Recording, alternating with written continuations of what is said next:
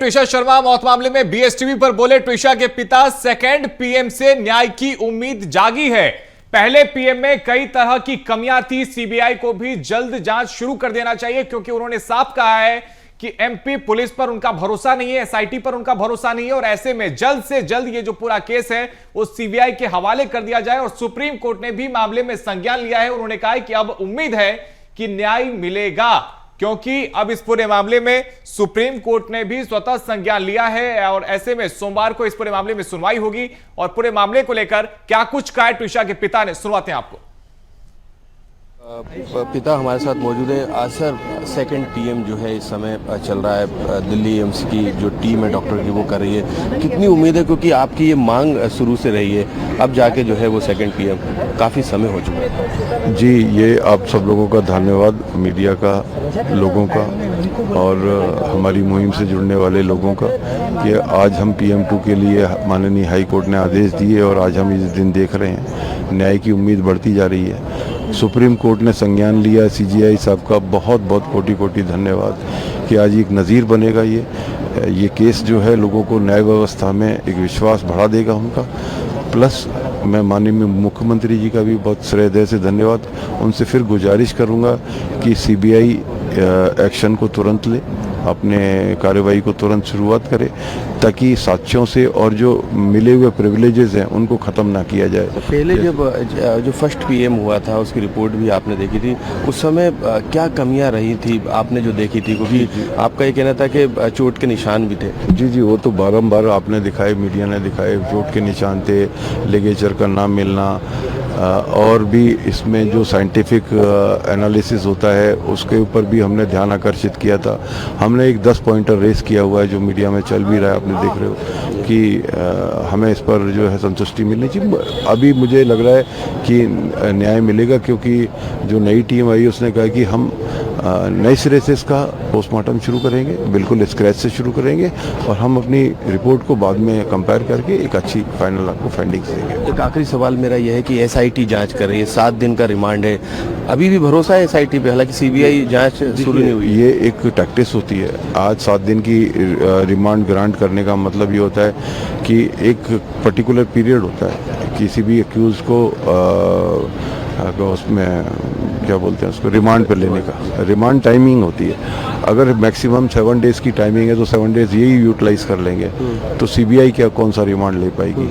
तो मेरा ये अनुरोध है CBI से, माननीय मुख्यमंत्री से कि इस ओर देखें, CBI अपना तुरंत एक्शन ले। गृह मंत्रालय से मेरे रिक्वेस्ट है कि प्लीज़ इस ओर संज्ञान लें और तुरंत जो है CBI इसमें एक्शन दिखा करके अपने अंडर रिमांड कंडक्ट कराए। बिल्कुल, CBI जांच की जो है मांग की जा रही है और इस समय आप देखेंगे कि ये भोपाल एम्स की जो है वो तस्वीर है जहाँ पे दिल्ली की जो टीम है वो मौजूद है। भोपाल का जो एम्स का जो मर्जरी रूम है वहाँ पर जो है इस समय जो पोस्टमार्टम है, क्योंकि सेकंड पीएम की मांग की गई थी और उस मांग को स्वीकार करते हुए अब जो है सेकंड पीएम दिल्ली एम्स के डॉक्टरों की टीम आप देखेंगे कि यहाँ पर कर रही है और जो SIT है जो इस पूरे मामले की अभी जांच कर रही है उसके अधिकारी भी यहाँ पर जो है वो मौजूद है। तो आप तस्वीरें देख सकते हैं कि सेकंड पीएम जो है ट्विशा का शुरू हो चुका है और सेकंड पीएम से परिवार को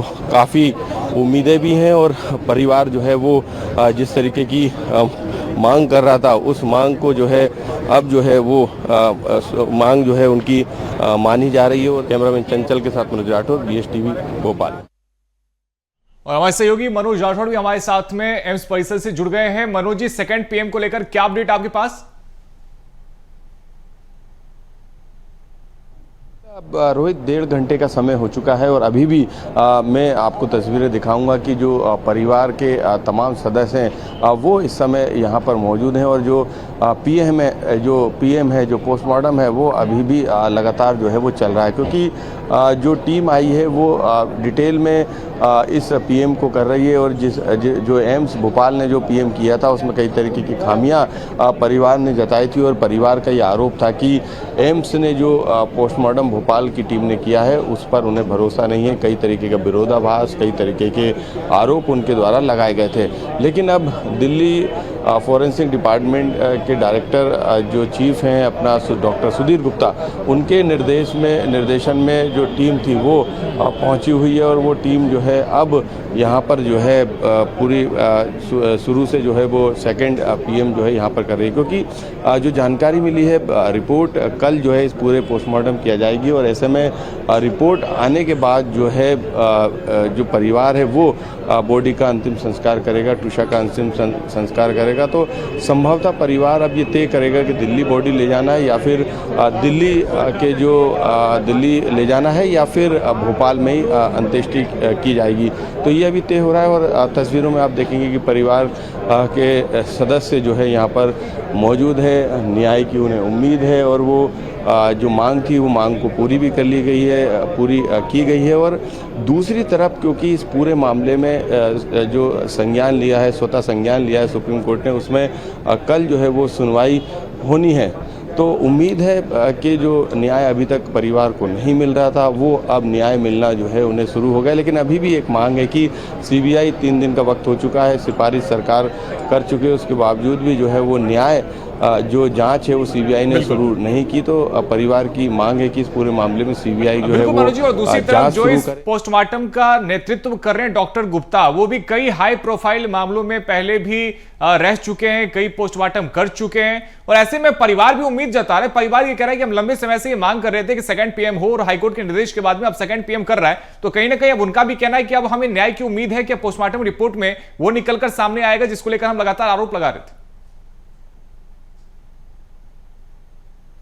क्योंकि उनका ये आरोप है कि ये प्री प्लान मर्डर है, यानी मारपीट की गई है, प्रताड़ित किया गया है।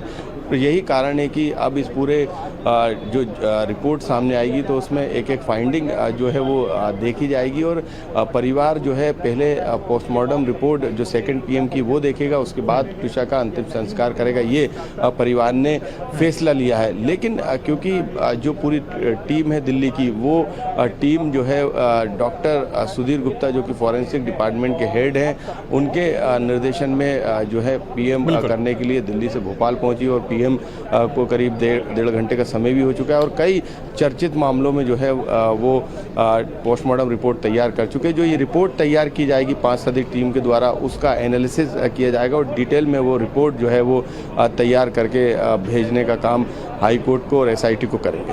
अब मनोज जी, क्या जानकारी निकलकर सामने आ पा रही है और अमूमन पोस्टमार्टम की प्रक्रिया में कितना समय लगता है, कितनी देर और इंतजार करना होगा पोस्टमार्टम प्रक्रिया के पूरे होने में और रिपोर्ट के लिए कितना लंबा और इंतजार करना होगा? बिल्कुल, जो जानकारी मिली उसके अनुसार जो पीएम है वो जो है आज उसकी प्रक्रिया पूरी हो जाएगी और जो डिटेल में जो रिपोर्ट है वो दिल्ली की टीम जब दिल्ली पहुंचेगी तो वहां पर कल शाम तक जो है इस रिपोर्ट को पूरी तरीके से तैयार कर लिया जाएगा, क्योंकि सोमवार को हाई कोर्ट में रिपोर्ट जो है बताया जा रहा है कि डॉक्टरों की टीम सबमिट कर सकती है, हाई कोर्ट को जो है अपनी ये रिपोर्ट दे सकती है। और ऐसे में उस रिपोर्ट को परिजन भी देखना चाह रहा है। रिपोर्ट में परिजन को जो आशंकाएं थी वो उसमें जानना चाह रहे हैं कि उनकी बेटी के साथ मारपीट की गई थी, क्योंकि उनका ये आरोप था कि जब डेड बॉडी उन्होंने शुरुआत में देखी थी तो उस समय ट्रुषा के शरीर पे कई चोट के निशान थे, गले के पास निशान था, कान के पास निशान था। तो उनकी ये शक था कि उसके साथ हो सकता है कि मारपीट की गई हो या उसके साथ कोई घटना को अंजाम दिया गया हो। तो ये तमाम जो आशंकाएं परिवार के मन में बार बार उठ रही थी उसको शांत करने के लिए, उसको जानने के लिए उनकी ये मांग थी और यही कारण था कि वो हाई कोर्ट पहुंचे थे जब जिला कोर्ट ने अनुमति नहीं दी। अब हाई कोर्ट ने सेकंड पीएम की अनुमति दे दी है, तो अब इस पूरे मामले में सेकंड पीएम होगा और सेकंड पीएम चल रहा है और इस सेकंड पीएम के बाद जो है उम्मीद है कि जिस जो न्याय की उन्हें उम्मीद थी वो न्याय जो है उन्हें मिलेगा। तो अंतिम संस्कार को लेकर के परिवारजनों से कोई बातचीत हुई है क्या? क्योंकि 12 दिन हो चुके हैं, शव अभी भी इंतजार कर रहा है, ऐसे में कितना और इंतजार करना होगा? बिल्कुल, अभी इंतजार करना पड़ेगा क्योंकि परिजन जो है वो यहाँ पर पहुँचे हुए हैं। हम लोग बात भी करने की कोशिश कर रहे हैं। मैं एक बार बात कर लेता हूँ। सेकंड पीएम चल रहा है, काफ़ी उम्मीद थी और जो मांग थी वो पूरी भी हो चुकी है, हालांकि सीबीआई जांच अभी शुरू नहीं हुई। आज हमारी लड़ाई का पहला पड़ाव पार हुआ है, क्योंकि सीबीआई जांच की जो मांग थी उसके आदेश आए हैं। और मैं समझता हूँ शुरुआत से सभी युवक कांग्रेस के साथियों ने इस लड़ाई में परिजनों के साथ हम लोग खड़े रहें, और जब तक उनको न्याय नहीं मिल जाता आगे भी युवक कांग्रेस उनकी लड़ाई को लड़ने का काम करेगी। और ये इतनी बड़ी घटना राजधानी में होना ये दर्शाता है कि हमारे मुख्यमंत्री जी, जो गृह मंत्री भी हमारे प्रदेश के, वो नारियों के सम्मान की बात करते हैं। आज इस घटना को 10 दिन हो गए। आप सोचिए कि अभी तक जो उनके गले में जो मार्क्स थे, वहाँ फांसी का फंदा नहीं मिलता है, फॉरेंसिक जांच नहीं होती है, और एक जो हाल के हाल में जो संज्ञान थाने को, कटारा हिल्स थाने को लेना चाहिए था, वो नहीं हुआ। तो ये एक बहुत बड़ी चूक है। मैं समझता हूँ जब इतनी हाई प्रोफाइल जगह में ये घटना हो सकती, तो आप गांव कूचे में सोचिए क्या आलम होगा। बिल्कुल, आप देख सकते हैं कि इस पूरे मामले में अब यूथ कांग्रेस भी जो है वो परिवार की मदद कर रही है, और कई तरीके के सवाल उनके द्वारा खड़े किए जा रहे हैं। तो एक बार फिर से मैं वो तस्वीर दिखाऊंगा, क्योंकि 1.5 घंटे का समय बीत चुका है रोहित, और 1.5 घंटे से ज़्यादा का समय जो है वो हो चुका है। ऐसे में लगभग करीब 2 से ढाई घंटे का समय बताया जा रहा है कि पोस्टमार्टम की प्रक्रिया में समय लगेगा। कई तरीके के सवाल हैं, आरोप हैं, लेकिन क्योंकि सीबीआई जांच की सिफारिश की गई है लेकिन जांच नहीं हुई है, परिजन का ये कहना है कि इस पूरे मामले में सीबीआई जल्द से जल्द जो है वो केस को जो है अपने हैंडओवर ले और वो अपने स्तर पे जांच करें। बिल्कुल बिल्कुल मनोज जी, आप नजर बनाए रखिएगा। फिलहाल आगे भी आपसे अपडेट लेते रहेंगे। बहुत शुक्रिया आपका।